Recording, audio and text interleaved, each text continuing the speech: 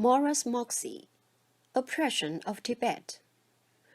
How significant is Tibet to the US-China bilateral relations? How has the political climate in the US for Tibet changed over the years? How significant is Tibet to the US-China bilateral relations? Another very, very thoughtful and important question. Thank you so much. Well, I don't think it's important at all anymore, because thanks to Bill and Hillary Clinton and Obama, and these are Democrats, my party, I'm a Democrat. My father was a famous liberal Democratic senator who was in John F. Kennedy's administration. I'm ashamed of my own party. Now, it's bipartisan, the sellout. Plenty of Republicans have also sold out to the CCP, the Bush family #1. Mm-hmm. But Tibet was sold out a long time ago. In 1988, the Dalai Lama proposed what was called the Strasbourg Accords, when he was asked by Jimmy Carter, former president of the United States, also a Democrat, not to ask for independence because China wouldn't like it. So the Dalai Lama took Tibetan independence off the table, whereas prior to that, Tibetan independence was the one card that Tibet had to play and Tibet activists had to play.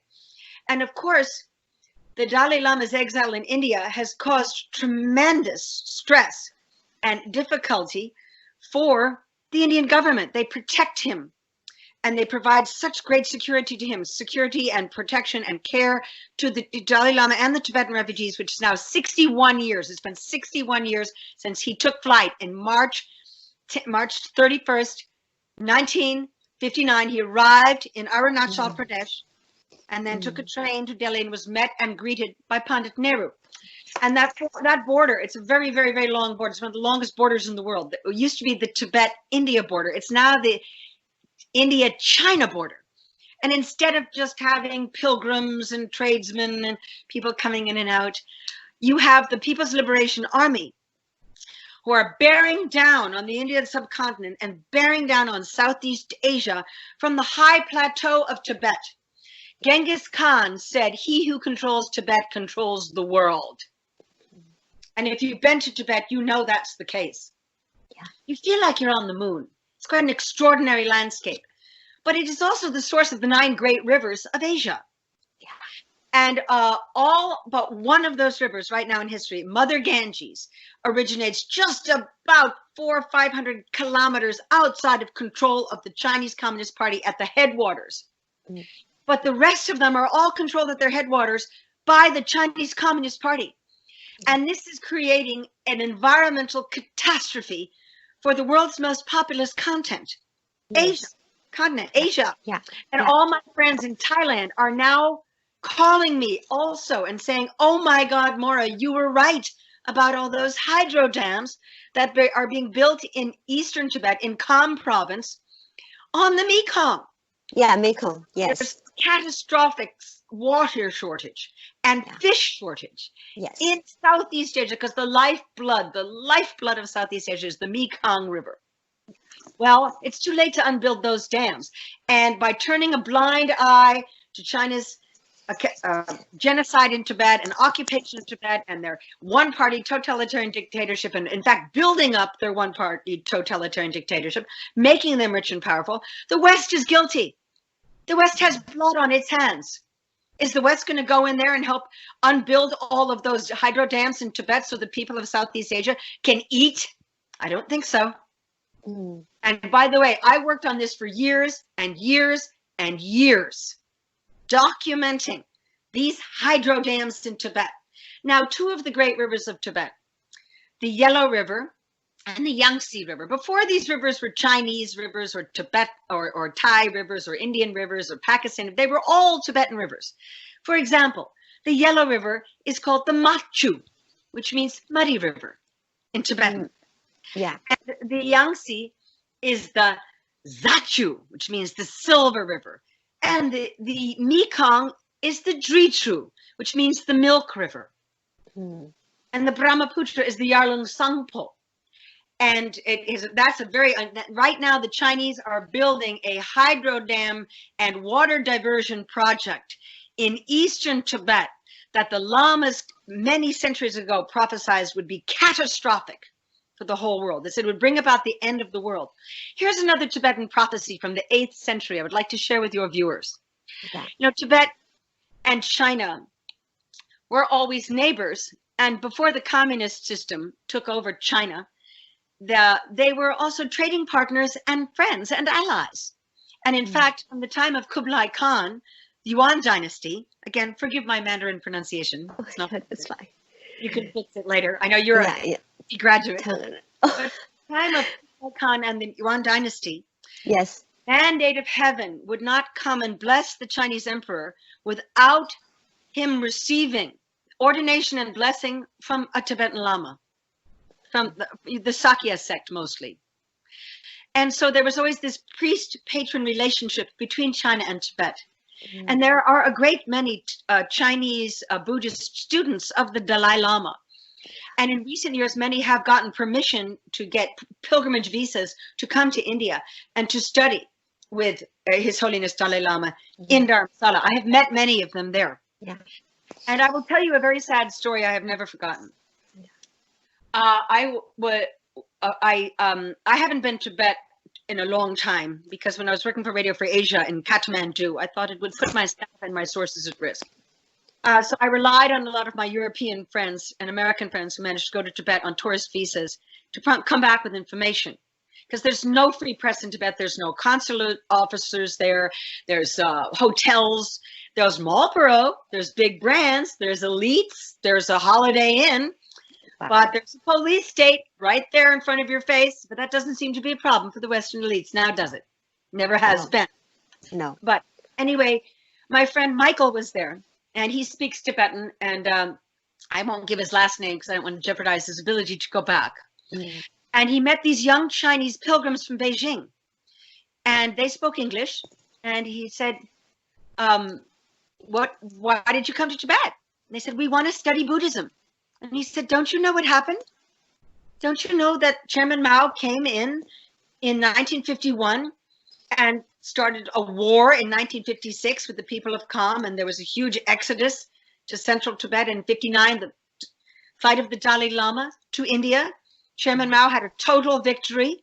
He destroyed 6,000 Buddhist monasteries in Tibet, repositories of an ancient civilization.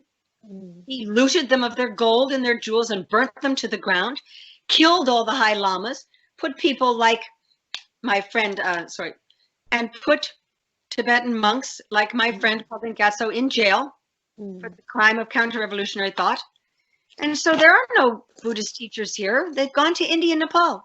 And the young Chinese pilgrims started to cry. Oh. Because was that first time for him to hear that story? Yeah. They didn't, of course, it's like the way Xi Jinping and his gang, the White Hands gang, I know there's the Black Hands gang and the White Hands gang. We used to call them the Red Hands faction in the Tibet movement, has scrubbed all the books, the history books in China of the Tiananmen Square massacre, and has whitewashed the real history of what happened in Tibet. But it's one thing to do it in communist China, but they're also doing it in the West. You try to organize a conference about Tibet and about the Uyghurs, Harvard, Columbia, Princeton, Yale, you'll be shut down so fast. My friends in Harvard tried again and again, never could happen. Last fall, my friends at Students for a Free Tibet tried to organize a small conference at Columbia University in New York City on what I call the Periphery Project. The Uyghurs, the Tibetans, Hong Kong, the Manchus, and Taiwan. And 2 hours before the conference was supposed to start, they were told they had to stop under orders from the Chinese embassy. And of course, we tried to get people to pay attention that this is interference with American students and interference on American soil. Well, it's just as grotesque as having Xinhua have a tower in Times Square. And we were not allowed to have the conference rescheduled in Columbia University. We had a smaller conference in February somewhere near NYU. But this is the length to which they will go to shut down any and all discussion of Tibet. Why does Tibet matter so much to them? It's not just the water. It's not just that it's the perfect launching pad for their missiles. And in my trips to Tibet, I could see it's one of the most militarized places in the whole world. Tibet is a war zone. It is not a realm of peace. That's the belief many people have. It's a place of peace. Oh, no, it is not. Not now. And in fact, a friend of mine who was working, American diplomat, who was based in Chengdu, which is right on what was the Tibet border. Tibet was also partitioned into about 12 different provinces within the PRC. So what they called Tibet is actually only a part of what was Utsang province and Kham province. Because what Qinghai province is actually Amdo, the birthplace of the Dalai Lama. And then Kham, the Khampa soldiers are the ones who smuggled the Dalai Lama to safety in India and put up a big fight in the 56 war against the PLA. They suffered the most, and Kham was partitioned into a great many provinces. But they say that there are still places in Kham that PLA soldiers fear to go. Oh, because? They'll get killed. Oh, right. There's still a lot of Tibetan patriots up there. I don't know how they're doing now. But again, the length to which they will go to cover, the lengths that the CCP will go to prevent any and all discussion of Tibet is for the reasons we've discussed: the resources, the land, the water, and the minerals, like Xinjiang. Yeah. Some of the world's largest mineral supplies are found in Tibet and in Xinjiang. Mm. Tibet was always called the Western Treasure House in Mandarin, and I won't even try to pronounce it. But and Tibetans are very, very superstitious about eating fish and about swimming, and they do not disturb the waters because it disturbs the hlu, Tibetan word for naga, Sanskrit word for the snake spirits in the underworld that control our disease and water. And a lot of my Tibetan and Thai and Indian friends are saying this virus shows that China has also angered the Nagas. And there was a prophecy in the 8th century when Tibet had a very large empire in Central Asia, that if the Chinese armies ever did get control of Tibet, the snow mountains would turn black and the waters of Asia would turn red with blood. And I woke up last week in terror thinking that's exactly what happened, because another great driver of climate change in Asia is the industrialization of China, and the glaciers in Tibet are melting 3 times faster than glaciers anywhere else in the world. And those glaciers are called the third pole because it's the largest ice mass after the North and South Pole on planet Earth. Yeah. And if those glaciers melt, there won't be any water. And they're also building hydro dams at the same time.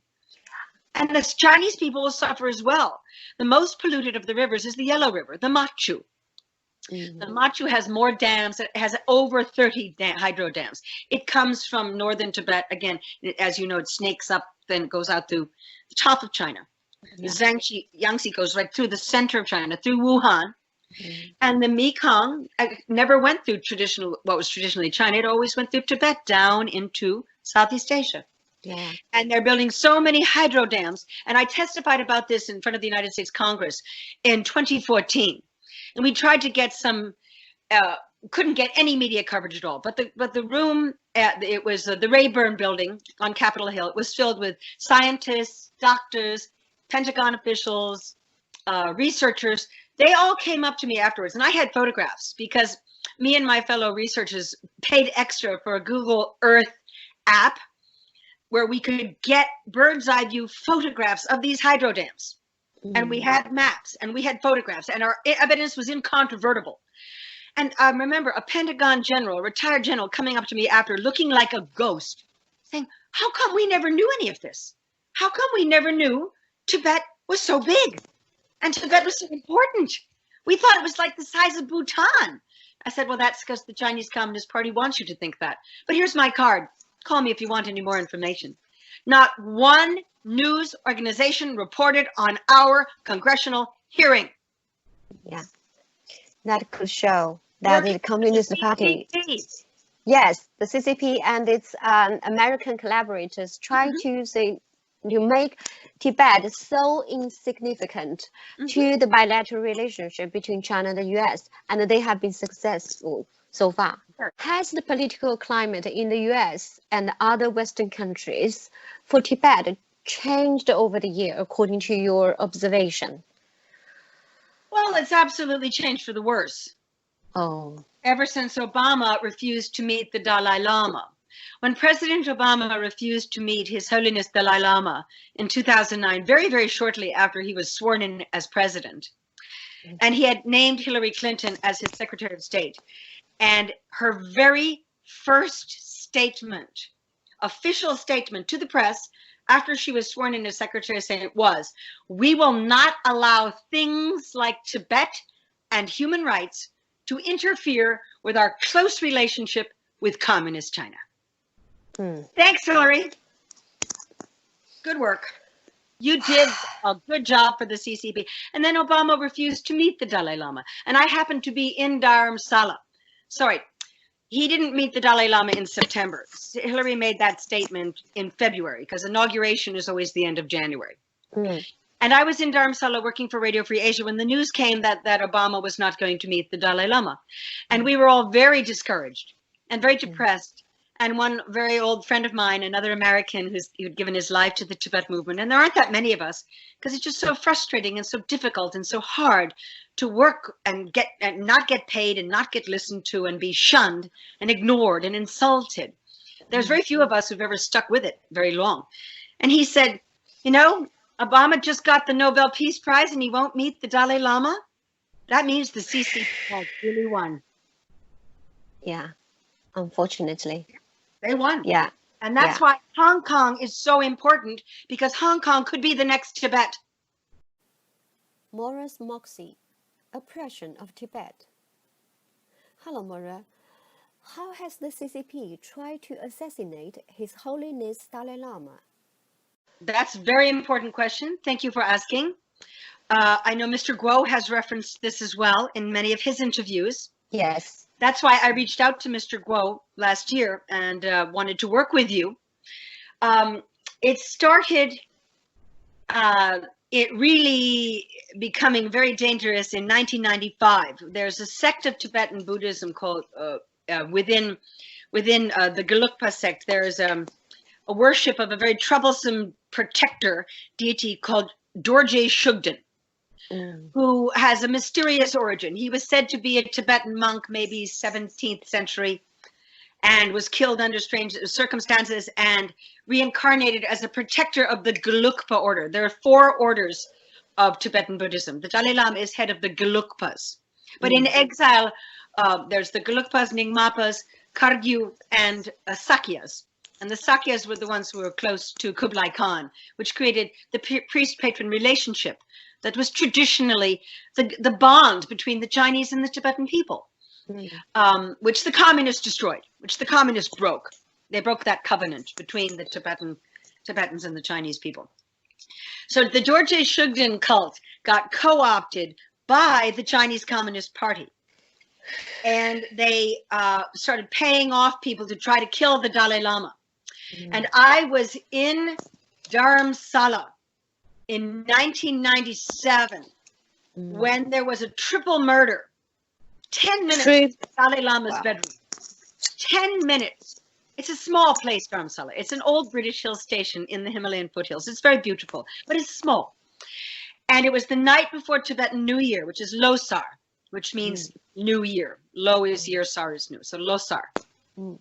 And we were all terrified. There was a lockdown in Dharamsala. We were not allowed to have our Tibetan New Year celebrations, which we had been planning. Just like the lockdown here is global, the CCP killed.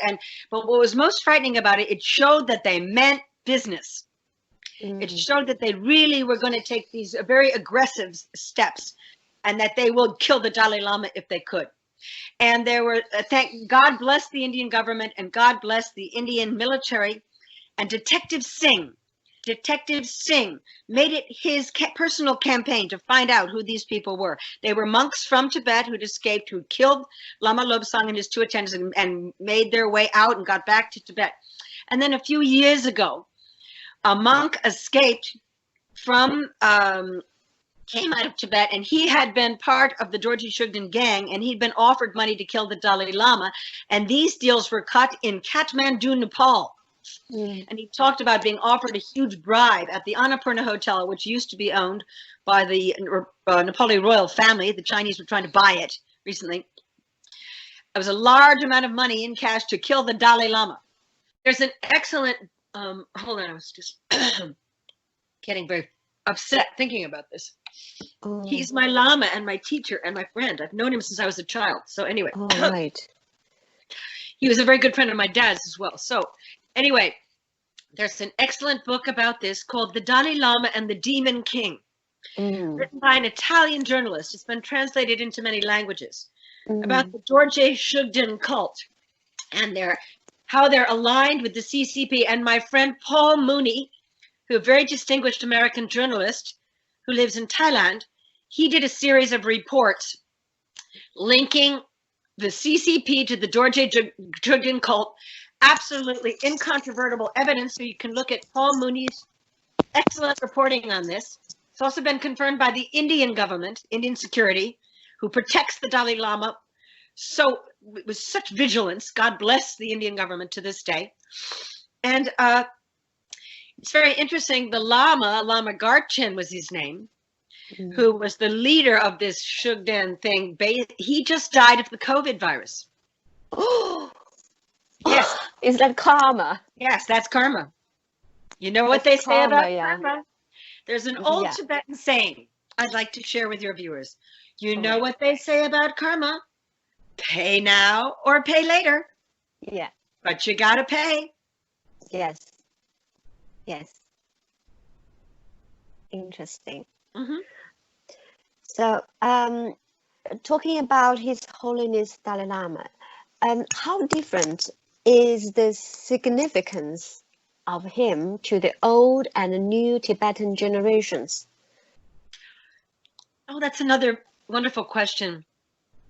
There was another Tibetan prophecy that there would be only 14 Dalai Lamas, and he is the 14th Dalai Lama. And he's had the most remarkable life probably of any Dalai Lama. What other Dalai Lama traveled the world to impart the teachings of the Buddha? It was, thank God he escaped. And the world owes a great debt to those tough Khampa soldiers from eastern Tibet. Khampa is from the Kham province, eastern Tibet, who many of them died to smuggled the Dalai Lama out of the Norbolinka Palace in Tibet under the nose of the PLA guards. He took off his glasses. He is very nearsighted. So, and they dressed him as a Chinese guard, and he walked right past his jailers. And then he got on a coracle on a boat, and he went down the river, and they found out that he had escaped only after he was sort of safely a couple days away, but he almost died 3 days from the Indian border. And then when, this is a story I heard not only from many Tibetans, but from some Gurkha soldiers who were working for the Indian army who were sent to receive him at the Tibet-Indian border, at the Pass in Tezpur in Arunachal Pradesh.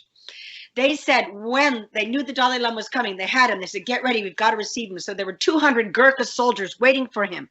And when as he was sick and dying 3 days from the Indian border, there was a Tibetan Lama in his group. He had his mother and his brother and his 2 sisters with him and 2 of his teachers. And they were just on ponies. And they had World War I rifles. It's the greatest escape story of the 20th century. Should have been made into a movie.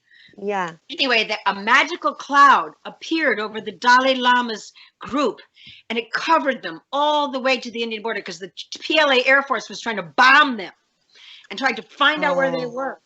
And they had PLA reinforcements behind them trying to get them. And when he crossed the border into India, the cloud magically disappeared. And everyone looked up and they saw the Chinese Air Force turn around and go back. That's how close it was. Wow. And there'll never be another Dalai Lama like him because sadly, tragically, the old Tibet has been pretty much destroyed in Tibet. There are seeds of it that were planted by the Tibetan refugees across India, Bhutan, Nepal, and Sikkim, Ladakh, the Himalayan belt, which I spent many years working in and gathering oral histories from Tibetans, especially Tibetans that lived in the old Tibet. And in my trips to Tibet, I could see that the Sinification project was very well on its way to eradicating Tibetan culture, language, and civilization. And that has intensified under Xi Jinping, our good friend Papa Xi. I like to call him Papa Xi, because remember when he had this big personality cult thing going a few years ago, there are all these signs all over Asia and every airport of Papa Xi knows best. So I always call him Papa Xi. Well, he has now forbidden the teaching of Tibetan language in Tibetan schools. Oh, Tibetan children must only learn Mandarin. And we're hearing a lot more about the concentration camp system in Xinjiang in recent years because it's newer. But those concentration camps were first established in Tibet. Tibet has always been the torture laboratory for the CCP. As Palden Gyatso, my friend Palden Gyatso, the monk, testified in his book and in our film. And Chen Guangquo, who was governor of Tibet, did such a bang-up job expanding the concentration camp system after 2008, the Beijing Olympics, because it was Tibet activists who threw blood on the face of Mao and destroyed his big Olympic coming out party in 2008. And every single day of the Beijing Olympics, my colleagues and my friends, the heroes at Students for a Free Tibet, had some kind of an action, including a die-in Tiananmen Square, where people, shoot a capsule of blood and put the Tibetan flag over their chest and lay there dead for a whole hour. And we were able to get photographs of this out, and a banner hang saying, "One world, one dream, free Tibet," on the Great Wall. And he spent 8 years working for this. So unfortunately, the people inside Tibet paid a very heavy price. Yeah, sure. And the crackdown intensified. Just to circle back to your question earlier about Google and Yahoo and big tech and Bill Gates and Tim Cook and Mark Zuckerberg and all those Americans who have the freedoms and privileges of being an American citizen, where you can criticize the head of state, you can call your senator a monster or a devil, and you won't get a bullet through your head like you would in communist China. Mm-hmm. A lot of the technology transfer happened during the Beijing Olympics because they wanted what they called a terror-free Olympics. They wanted to make sure that there wouldn't be a terrorist attack. So there was an enormous amount of American technology that went right straight into the hands of the Chinese communists for the Olympics, and they kept it. And they used it for their concentration camps, and they used it to torture children, and they used it to lock up Liu Xiaobo and all Chinese dissidents. Anybody who criticizes the Chinese government. And where was big tech on this? Complicit. Blood dripping off their hands. And you know that the 2022 Olympics, it would be more of the same. I understand that the Japanese government is displeased that they had to cancel the Tokyo Olympics this summer, which cost them almost $1 billion because of the CCP virus. Yeah. You don't see elites in Japan or India apologizing for the CCP. Those are two countries, pretty much the only two countries I've seen where you see a real pushback against the CCP. Otherwise, in Southeast Asia, now that the great Thai king Rama IX is gone, it is very important to remember the legacy of King Rama IX, King Bhumibol, who was my lifelong hero. Mm-hmm. For 30 years, Thailand had to wage a violent war against the Thai Communist Party, the TCP, funded by Beijing, took away a lot of lives. His cousin, Princess Rangchit, was shot and killed by Thai communist rebels. He fought and he won. He's the only person who took on this CCP and beat them. And for many, many years afterwards, whenever Chinese leaders would come to Thailand, he would sit. He's a very elegant man and a brilliant man and bilingual and an artist and a scholar. He would sit and he'd stare them down, and they always sat a little lower than him. You see? All these things are very important to the Chinese communists, the symbolism. Like the symbolism of the Dalai Lama going out for meeting Obama by the trash. That's shameful. That's embarrassing.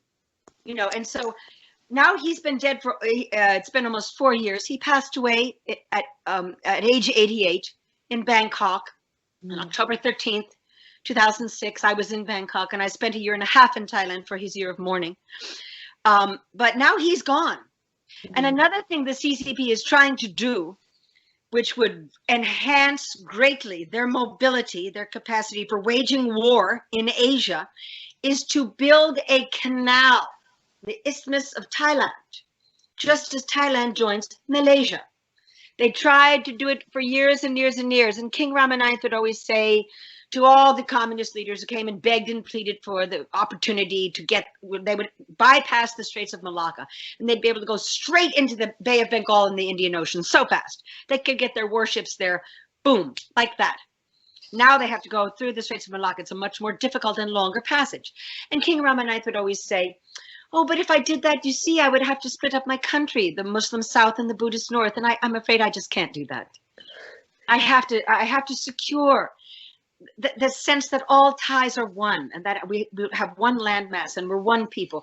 Buddhists, Christians, Hindus, Sikhs, Muslims, we're all Thais. So he was so clever and brilliant, but he's gone. Yeah. And with the pivot to Asia that was supposed to happen under Obama, didn't happen. A lot of my Thai friends were hoping that it would, but it didn't. And so now Asia is left vulnerable. And what are we going to do if they do build that canal? They can build it so fast. Already they're building hydro dams all over Tibet.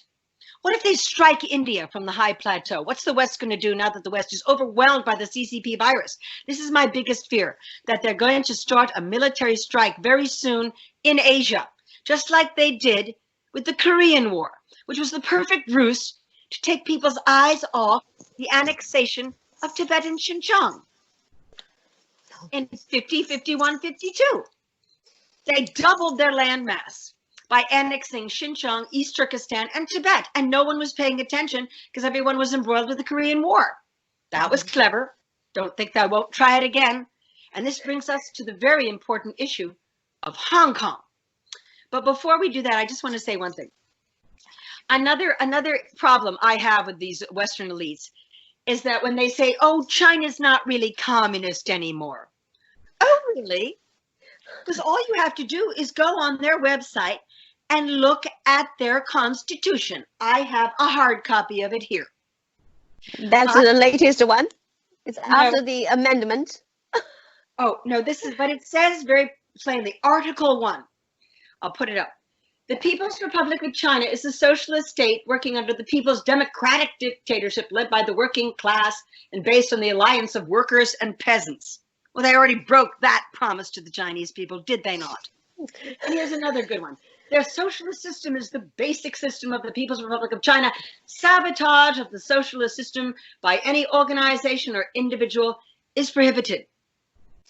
And that gives them the power to kill Dr. Li, to torture Paul Deng Gyatso, to try to kill the Dalai Lama. They call him a splittist and a separatist. I've also been called a separatist and a splittist. I mean, they go after me. They call me a Dalai Lama whore on social media.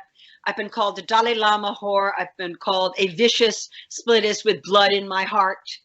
You know, and things like that. You know, actually, technically, the heart does pump blood. So very funny syntax and grammar there, guys. Got to up your propaganda game a little bit. Well, actually, I appreciate your sense of humor. Oh, well, you know, no, but it's true. It's like, she has blood in her heart. Yeah, well, technically speaking, that's correct.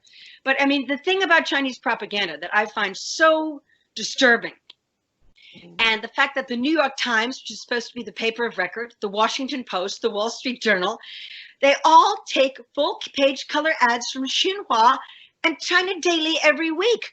Now, the Telegraph in London has stopped doing that, and I commend them for that. But the New York Times hasn't stopped doing that. And they're also trying to blame Trump, President Trump, for the pandemic. Now, whether you like President Trump or not, whether you voted for him or not, isn't the point.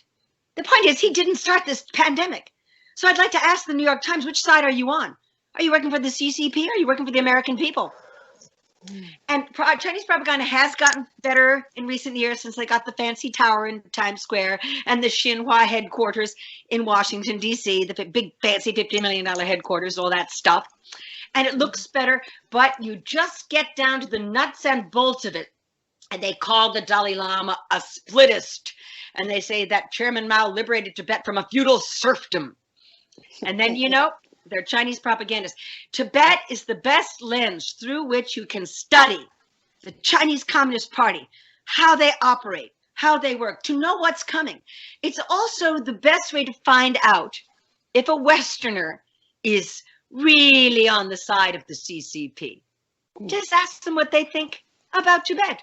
Do they think it's an occupied country? Or do they think it's always been part of China, which is what the CCP alleges? That's a very good tester. Oh, it's very simple. I've told many of my friends, oh, do you want me to find out if your business partner just how CCP he is? Let me have 5 minutes with him. For example, do you remember that gentleman called Andrew Yang, who was running for president as a Democrat last year before he dropped out? Oh, wow. Yeah. Well, I know he's CCP because we asked him a couple questions about Tibet, and his whole body stiffened and his hands clenched and his eyes turned to me and went, Tibet is part of China. He also said, this isn't a good time for tariffs. If I'm president, I'll remove all tariffs on China. Oh, really, will ya? Working for the boys in Beijing. Papa Xi's going to send you a birthday card. Yeah. Maybe also he has some overseas account. He got more money coming. Oh, yeah. Yeah, who knows? You have to do to expose the collaborators. Yeah. It's harder to go after Papa Xi and the boys in Beijing when we're sitting in a shuttered, desolate, traumatized New York, Washington, or Boston. But we can go after their collaborators and their running dogs that are right here, right in front of us, beginning with the names in the Age of Society. Let's go after Tim Cook of Apple. Tim Cook was just named a part of Tsinghua University, and Bill Gates in 2017, of course, joined the Chinese Academy of Engineering to help the CCP and PLA develop their nuclear capacities. He is definitely on the side of the CCP. He makes no bones about it. No bones about it. I have a question. What do the Tibetans in exile desire most? It's very, very, very, that's an important question. It's a sad question. It is a sad question. It's a sad question, for sure. A lot of my older Tibetan friends who were born in Tibet, who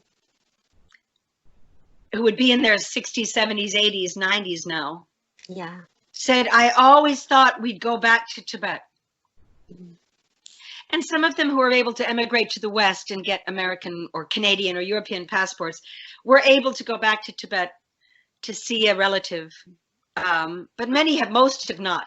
Because even if you have an American passport, if they see a Tibetan name, they won't give you a visa to the PRC. And so a lot of them have said to me in recent years, very sadly in gatherings and greetings and so forth, like, you know, we really thought it would turn out differently.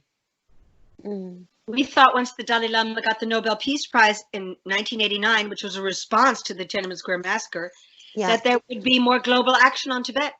But every time, thank you, Bill Clinton, thank you, Obama, thank you, George W. Bush, he went to the Olympics, George H.W., they all collaborated to sell out Tibet. And why does it matter so much?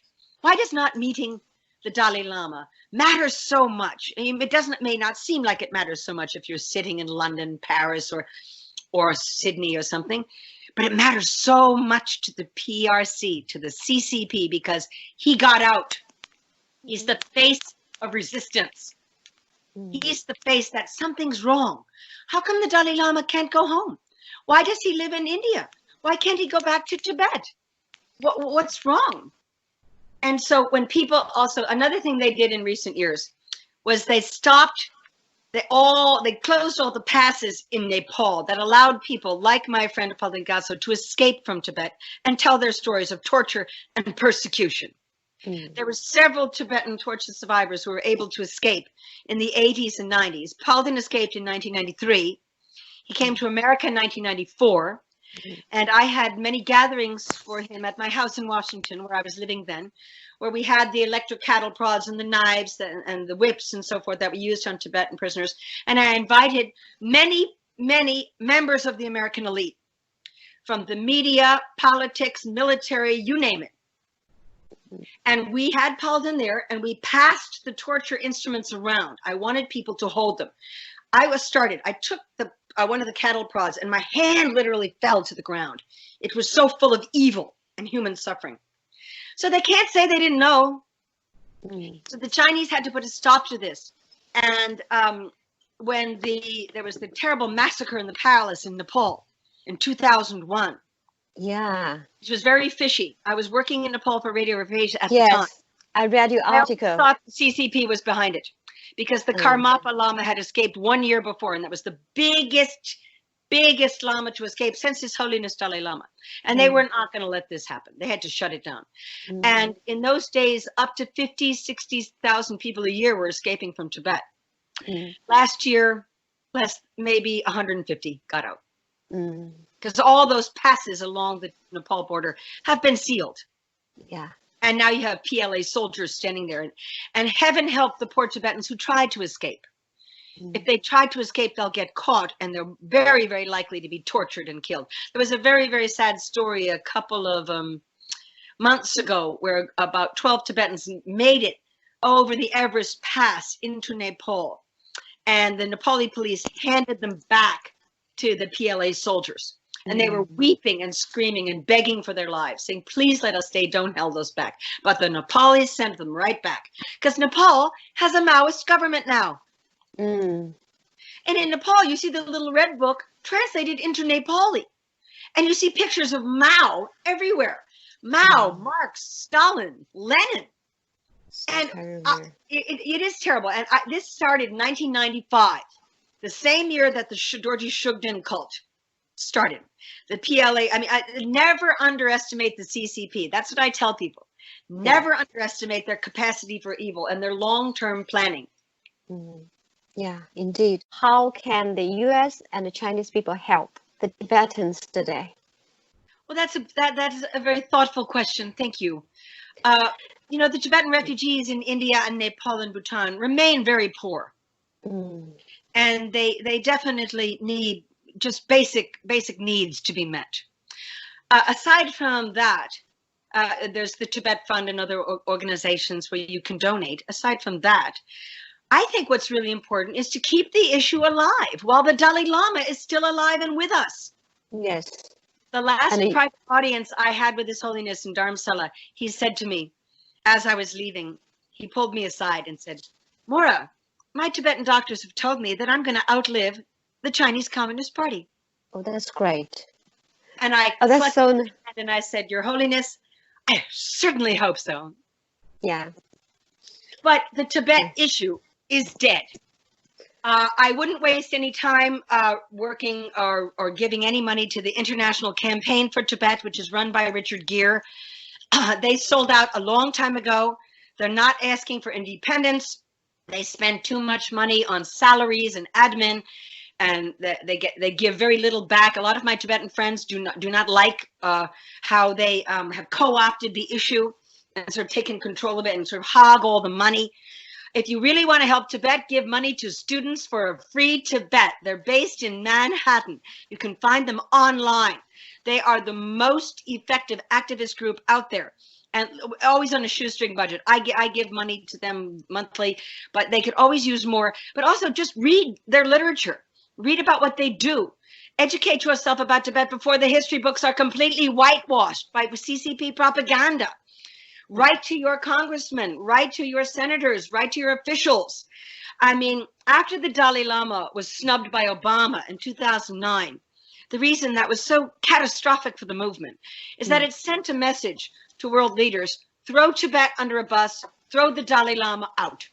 And one by one, all world leaders did. In fact, His Holiness is not traveling very much anymore because he doesn't get security. David Cameron refused to give him security and protection when he was in England a few years ago. And the Dorji Shugden people were having a protest, and they were really pushing hard. And friends of mine were there said it was frightening. So the Dalai Lama is not traveling as much anymore. If you want to see him, you can see him in India. But there's tight security around him now because the CCP has been trying to assassinate him for years. Wow. And if you want to help the Tibetan people, learn about the true story of the Chinese communist occupation of Tibet. Read my ex-husband's book, In Exile from the Land of Snows, by John Avedon. It came out in 1984, and it ripped the mask of Chinese communist propaganda and exposed the criminality and the lies the Chinese tell about how they liberated Tibet from a feudal serfdom. Well, they killed nearly 2 million people out of a population of 6 million people. It's always been a small population, but you won't read about that in the United Nations. They won't discuss Tibet. We tried to get a little leverage, but I don't see Tibet being taken up by any politician now. But after the CCP virus, after maybe we'll see a different story. Maybe we'll see more interest. Yeah, hopefully. Keeping hopeful. Yeah, let's do it.